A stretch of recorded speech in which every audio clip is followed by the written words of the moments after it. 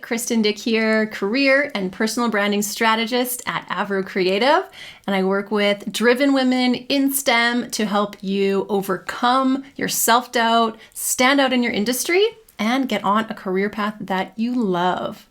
So I'm here today to talk about not being taken seriously at work. I know how frustrating this is. It is terrible.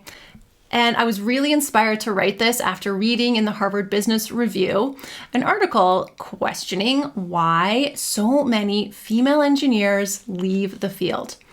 The women they interviewed and studied replied to that question by saying they're not being taken seriously at work. Their work isn't being taken seriously as their male counterparts. And that is why they're leaving. So I get it. I have been there. It's frustrating. And it's also frustrating to be told, hey, just wait, your daughter and your granddaughters, they're going to come up and things are going to be so much better. No, we're here now. We're ready. We have the ability to make an impact. We want to. So we don't want to wait around. So I want to empower you with 3 things that you can do right now. And these aren't things like don't wear the red lipstick, go do what he's doing over there, talk in a deeper, lower voice. No. Let's get to it. These are 3 real things that you can do. Now, the first one is knowing how your role lines up to the business plan. So this is really important for lots and lots of reasons. It's going to help you figure out what tasks to do first when you're overwhelmed with a number of different projects. But knowing how your work aligns to the business plan, the goals that your company or your university is working towards per quarter, per year, or even over a 3 or 5 year plan, it's going to change how you talk about your work. So there's this great quote by Annette Verschuren, and she's a Canadian woman, Canadian businesswoman, and she's got a book called Bet on Me.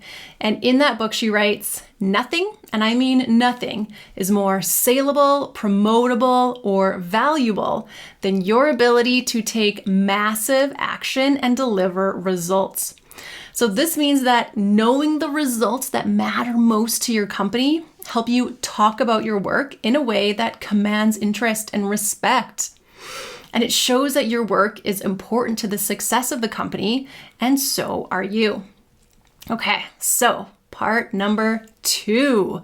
Now, this one is about communicating directly to your boss. Okay, so you want to communicate the needle moving activities that you are doing in your work. So you want to communicate directly with your boss without any other kind of barrier in between you. So in many cases, you might only have a meeting with them once a week, maybe even once a month, but you want to have more touch points with them. Another way that you can directly communicate with them is through a weekly or monthly email where you are outlining the tasks that you've done, the projects that you're working on, the results that you've achieved in that email, highlighting, of course, the most important pieces, which are the ones that are making the biggest difference to the business plan. Okay, so point number 3. So this is all about feedback and asking for direct feedback. You don't want to accept general or wishy-washy feedback. That is not going to help you. So always ask for direct feedback when it comes to your work. Find out what it is that they like, see importance in, find out things that you could have done a little bit differently, or ask if there's ways that you could have improved it. So doing this is going to do a few things. It's going to show that you care enough to ask, first of all. It's also going to show points that you can, points of improvement. So things that you can do to grow a particular skill that your leaders and other people in your company and industry think as valuable. When you ask for direct feedback in general about your work, not about a specific piece of your work, but in general, and people aren't recognizing that you're doing something that you are doing and they don't speak about it, that gives you the indication that you need to make that more well known, especially if it's something that you know is making a big impact on the company and its bottom line. So there you have it. Those are 3 things you can do to be taken more seriously at work. Make sure you know how your work, your role lines up with the business plan. Communicate directly and frequently with your boss, and ask for that important direct feedback.